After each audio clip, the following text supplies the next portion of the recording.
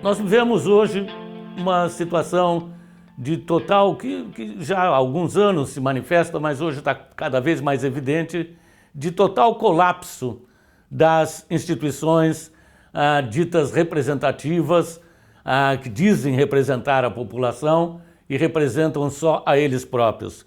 Colapso total da política partidária, certo? Colapso total de qualquer possibilidade de mudança para a ampla maioria da população pelas vias parlamentares e pela democracia representativa.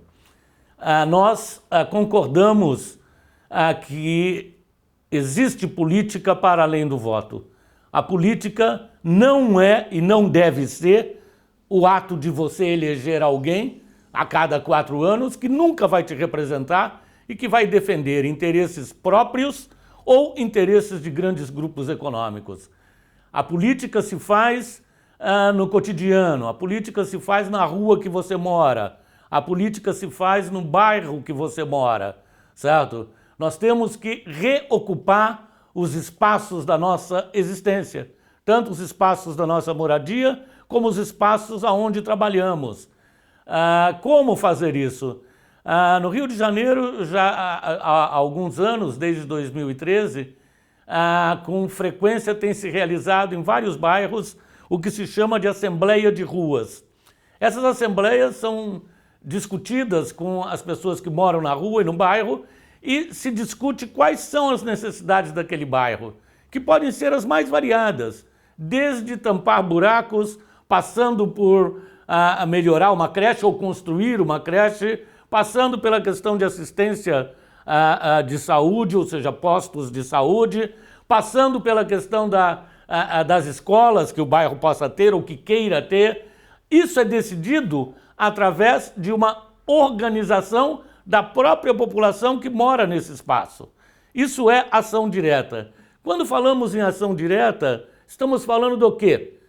A ação direta é uma ação que não necessita de intermediários. Nós não necessitamos de políticos, vereadores, deputados ou quem quer que seja, certo? Ou partidos para nos organizarmos.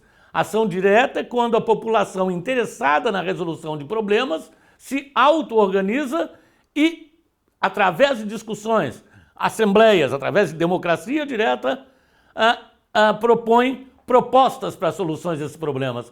Ação direta é algo que novo? Não. Se nós pegarmos a história do Brasil, talvez não é o único exemplo que eu vou dar, mas há vários exemplos, mas o exemplo mais eloquente talvez seja a resistência quilombola, os quilombos. Os africanos escravizados trazidos ao Brasil, eles pediram permissão a alguém para fugirem e formarem quilombos? Não. Isso foi uma forma de resistência através de ação direta. E nós tivemos essa resistência durante todo o período escravista do Brasil e temos os remanescentes de quilombos, os quilombolas, resistindo até hoje. Ou seja, nós temos no estado de São Paulo várias comunidades quilombolas, tanto no Vale da Ribeira, como no litoral norte, Caçandoca, como também no interior do estado, como temos espalhadas praticamente pelo Brasil inteiro. Ora, isso é um exemplo histórico de resistência através da ação direta. Outro exemplo agora, contemporâneo de ação direta, as ocupações.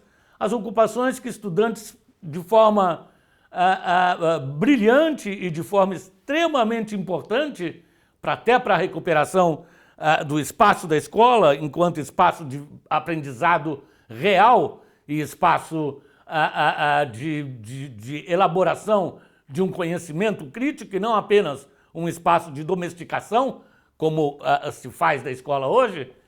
As ocupações nas escolas que tivemos em São Paulo, temos no Rio de Janeiro, temos agora no Rio Grande do Sul, tivemos em Goiás, Ceará, como também as ocupações da Assembleia Legislativa. Todas essas ocupações são exemplos claros de ações diretas.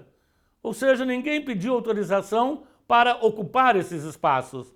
Agora, ao ocupar esses espaços, você está caminhando para gerir a sua própria vida, para gerir a educação, para gerir a política através da democracia direta e não através de representantes.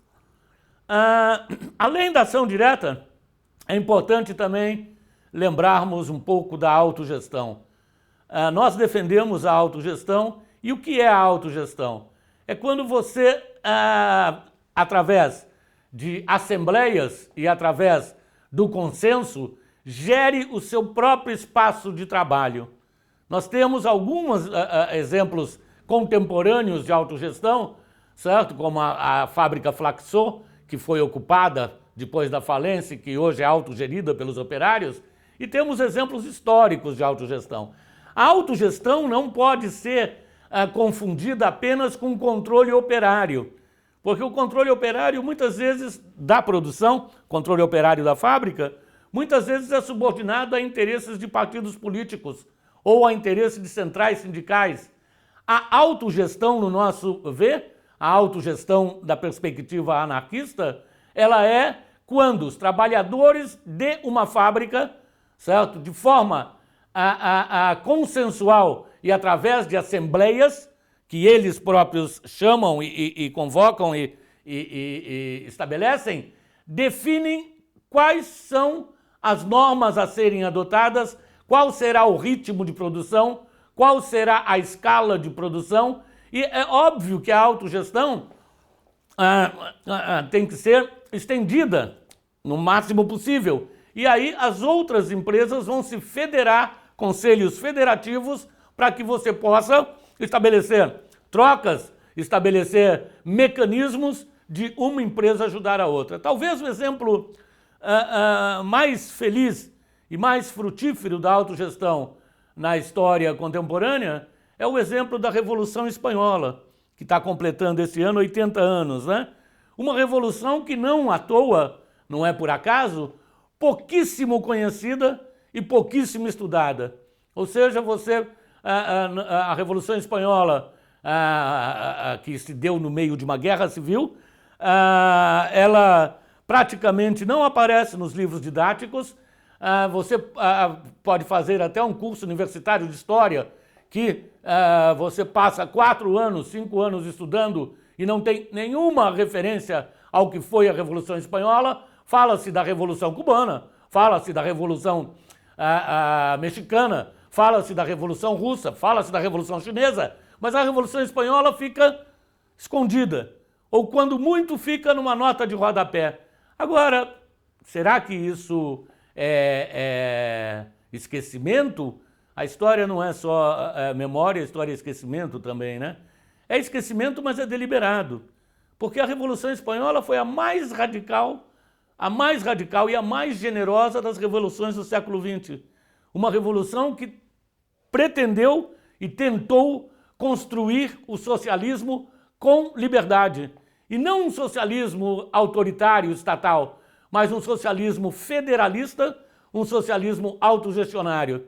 E nessa experiência, que um autor alemão que eu gosto muito chama, o Hans Magnus Enzensberger, chama de curto verão da anarquia, porque começa em 18 de julho de 1936, e a experiência de fato de autogestão no campo e nas indústrias na cidade e nos transportes coletivos e tal, cidade julho, de 18 de julho, quando os operários armados barram, principalmente na Catalunha e depois também Andalucia, barram o golpe militar do general Franco e dos fascistas, e vai até maio de 37, quando os comunistas, que eram minoritários nessa época na Espanha, era um partido minoritário, mas que tinham o apoio da União Soviética, e a República Espanhola recebeu armas da União Soviética, começam também a atacar as iniciativas autogestionárias dos anarquistas. Mas nesse breve verão da anarquia, como é chamado pelo Hans Magnus Enzensberger, Barcelona, que era a cidade mais industrializada da Espanha, certo? A cidade de maior avanço industrial da Espanha, foi totalmente autogerida. Toda a indústria de Barcelona funcionou sob o regime de autogestão.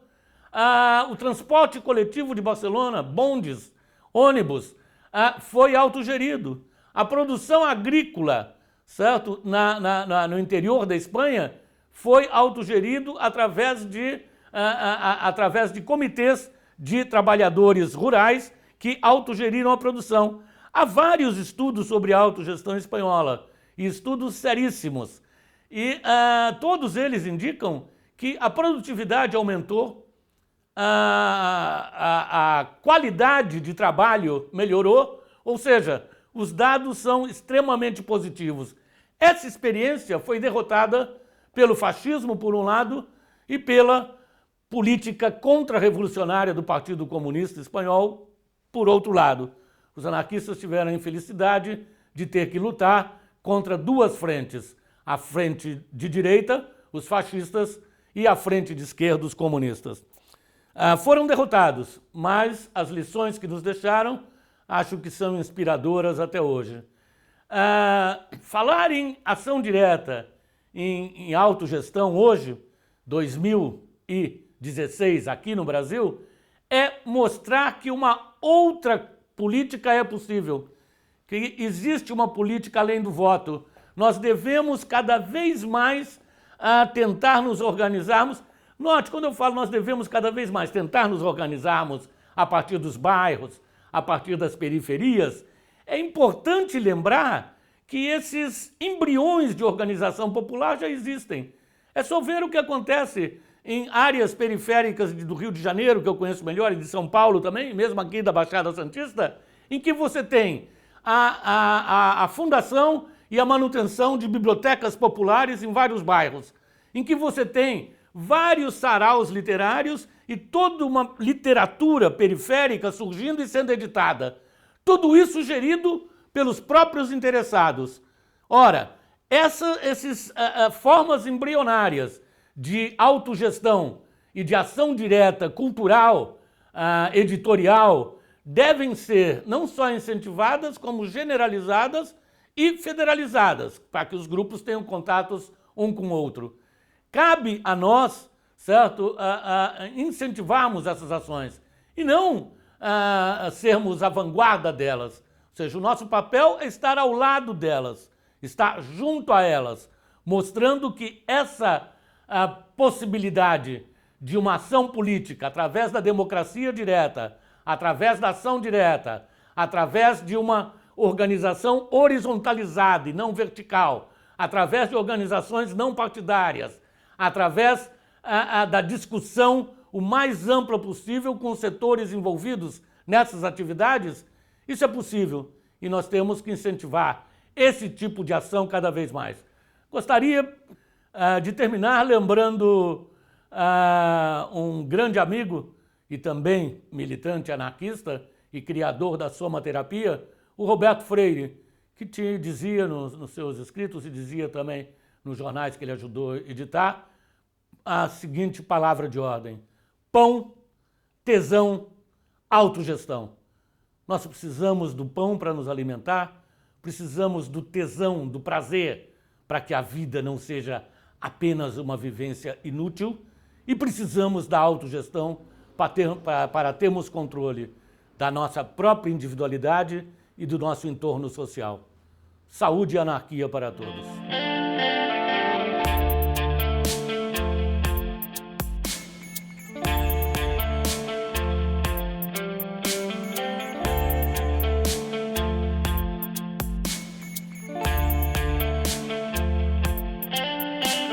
Estamos falando aqui diretamente do Núcleo de Estudos Libertários, Carlo Aldegueri, que se localiza na Baixada Santista, mais precisamente no Guarujá. Vocês estão visualizando aqui uma parte da biblioteca. É bom frisar que essa biblioteca é aberta a todos que quiserem pesquisar. Há um acervo bastante interessante de história do movimento operário no Brasil, sobre anarquismo e história do anarquismo, autogestão, ação direta, um acervo interessante sobre feminismo, um acervo sobre história dos negros no Brasil, história afro-brasileira. Ou seja, a biblioteca está aberta a quem quiser frequentá-la. Só pedimos que as pessoas interessadas entrem na página do NELCA, Núcleo de Estudos Libertários, Carlos Aldegueri, no Facebook, e agendem, porque a gente precisa, todos trabalhamos, tá? E precisamos ter um agendamento para ter alguém aqui para abrir a biblioteca. mas a biblioteca é de todos. A biblioteca do NELCA, certo? Do Núcleo de Estudos Libertários Carlo Aldegueri, é autogerido, e isso autogerido por um coletivo que toca as atividades. Nós não temos só a biblioteca, temos também uma série de atividades que promovemos aqui na Baixada.